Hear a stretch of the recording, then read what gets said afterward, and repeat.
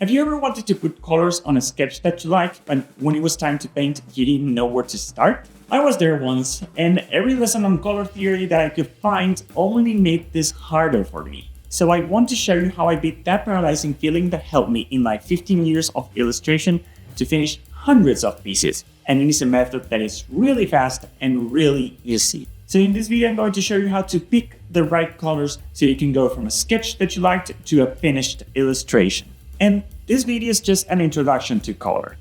But if after this video you want to know more about digital painting techniques, you can do that thanks to today's sponsor, Skillshare. You know about Skillshare, right? It is the largest online learning community for creatives with thousands of courses on illustration, film, design, and freelancing. One example of a course that I really liked is this Introduction to Digital Painting by Mimi Chow. Her approach to digital painting is very different from what I am about to show you. And it is something that I want to explore myself in the future. But that one is just one of many courses, and sometimes looking at a search results page can be pretty daunting. Thankfully, Skillshare has paths, which are curated sequential class collections to master specific skills, like becoming a freelance illustrator or mastering Procreate. Still, Procreate is just one painting app, and there are a lot. Well, you don't have to worry because Skillshare now lets you search classes by software as well. So you should really hurry to click on the link in the description because the first 500 that do will get 1 free month trial of Skillshare. So go click and start learning. Okay, so I'm going to split this in 4 steps so I can make this as easy and painless for you as possible. Well, the first step is that you must have drawn something that you want to paint. So congratulations, you finished the first step. Or at least I hope you did. So step 2. Whew, this video is moving really fast.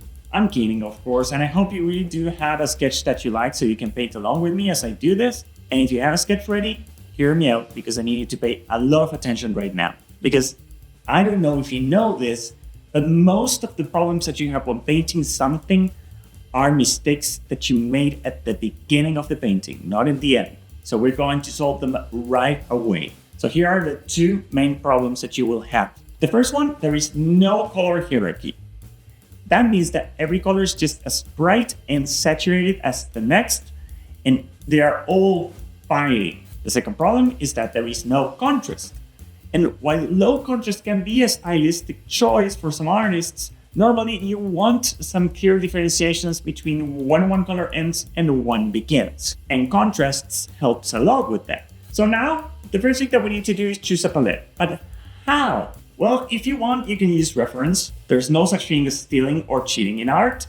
You're studying the artist you admire, so let's just do that. In fact, if you have a piece that you really like, you can just put it in the comments and maybe I can make a video breaking down the palettes on those pieces. Still, try and choose something that's not super complicated or you'll drive yourself crazy. Use a reference image that you like because of its simplicity. If you want to create your own, hear me out. And look, I don't want to hear your head with color theory or types of palettes because every time I try to learn them and use them, I don't like it. It's like this recipe that my brain refuses to learn. But there's something very easy that I do understand. So write it down because it is this. 2 colors and an accent. This is also known as a split complementary palette. And this solves 90% of the problems that you're going to have when choosing colors. You ready? Let's see this in a practical manner. So this is the sketch that I have, and this image has a subject, and I hope that your image has a subject too. If not, it will be just maybe a little bit too abstract for this video. And if you don't have sketch, you can just feel free to screenshot mine right now. There are some anatomical problems in this sketch, but you know, this is a color video, so just ignore them. But if you want some good anatomy videos, maybe just click on the subscribe button because I'm going to make a few of them down the road.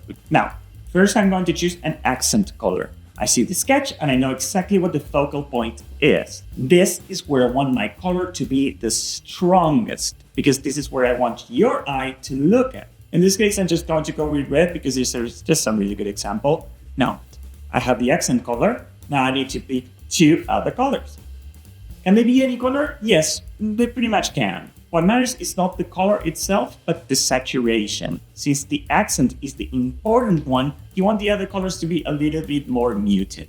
You can do this by either making them darker or lighter or closer to gray. Still, you may need a little bit of extra help. And in this case, you can just go to your color wheel. This thing right here is a color wheel. And you can choose the color that is in the extreme opposite of your accent color. If you have no background, you can make this color your background too. Starting with the background is a smart choice because it will give you a nice idea of what the rest of the color should be. Now, if for any reasons you want to stop right there and not pick a third color, you can't do that. That is just a simple complementary palette. You can fill the rest of the image with the variant from those two colors. You can even use some white or some dark or some grays, as long as you make sure that you're not taking any attention from the accent colors. Also, and I think that this needs to be clarified, that your character's skin doesn't really count when choosing colors, because most of the times you will need to paint it and you will need to choose a skin color. Lucky for us, skin color in all of its shades is a pretty neutral color, so it won't take any attention away from the rest of the image. Now for the third color, I would recommend that you choose any color that is close to the other two colors that you already chose. Like here, where I started with red and then I went to blue. And then I went to more of an orange and yellow. But now, what if you want more colors? Well, you can, and this is where contrast comes in. You know, have an accent color and an opposite color at the ready. Just make sure to keep the rest of those colors close to these two colors. And if not, just make sure that they remain muted so they don't fight with each other. The closer to gray they get, the less they will fight. Just don't make everything pop. You will look like a mess. Also, try to contrast the elements. If you're using a light shirt, use dark pants, dark skin, lighter clothes. This contrast keeps an image from looking boring. And well, can I tell you a little secret? This could just be it. Well, yes, with some good lines, you could be done with your image if you want to. If you can master hierarchy and contrast, your image will be 100% solved. Just check all these examples out. No shading, no crazy lights, just color and line. But you can also see that some of those have a lot of texture in them. So textures can help you a lot with your piece, and if you feel like using them, you should. In fact, sometimes that's enough, and a lot of these examples have no shading whatsoever. It's all done with color hierarchy, contrast, and texture. But I get a feeling that you're here to learn how to shade too, right? So just let's get right to it. As I said, most of your coloring problems have already been solved, but a few new challenges are about to show up. And for this shading part, we're going to look at two different approaches to shading. But first, now that we have a focal point, we need to choose a light source that complements it. Draw where the light comes from. Just get really dramatic if you want to. If not, you're just going to have some basic shadows that say nothing about your piece. So first, the easy version. You're going to create a new layer, set it to multiply, clip it, and paint the shadows. But listen, don't paint it black or don't paint it gray. Choose either purples or browns. Purples if the light source is warm, like yellow or orange, and browns if the light source is cold, like blues and greens. And all you have to do is just paint. See, that was pretty easy. And maybe you want to understand about color a little bit more, so you want to paint each individual shadow of each color. So I guess we're doing hard mode. Well, the solution to your challenge is just here in this corner. This is the hue cube. Because the way a color gets darker is not in a straight line. It is a curve. So if you have this color, the way it gets darker is by going through this curve. But this color, the curve is like this.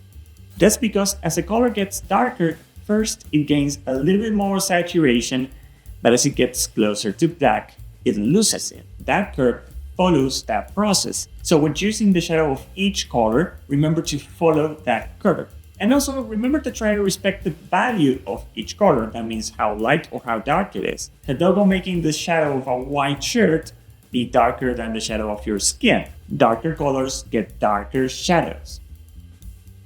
Okay, ready to take your painting to the next level? Because these are the details that will make a difference in your final piece. And it is 4 things: Here's the first, and that is shadow edges. What do I mean by shadow edges? Well, unless you're trying to shade like cartoons or animes do, shadows can be soft or hard. I'm pretty sure that in your previous step when shadowing, you went pretty hard on your shadows, and that's okay, because you can now just take a soft brush and make soft shadows in the rounder objects of your piece. There are obvious places like cheeks and eyeballs, but I'm sure that you can think of other parts of the body that are like round and squishy. The second thing is highlights. If you're using reference, you know where to place them, but if you not, just choose a lighter version of the colors that you painted and go softly where you think that the light hits the hardest. This subject is a lot more complex than what I'm explaining here, but for now, this is this is your first coloring after all. Such as, give yourself a break. The third thing is bounce light. Now, I have a video on this already, but if you need to know, just take the color of the atmosphere or the room that your character in is and paint a little bit of that on the shadows. Light bounces, and it bounces on walls, trees, the sky, you name it.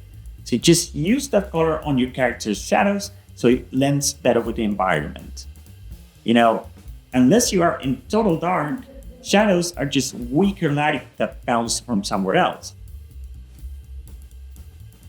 And now, the final thing. Sometimes it just really works to use just one color to unify the whole thing, like a filter of sorts. Just create a new layer, set it to overlay, bring the opacity way, way down, and choose the color that you want to use to unify this whole piece. Is this character in a desert? Well, use yellow. Is it nighttime? Go for dark blue. It really helps you set the mood. But after all of these, maybe you still want to try more complex palettes.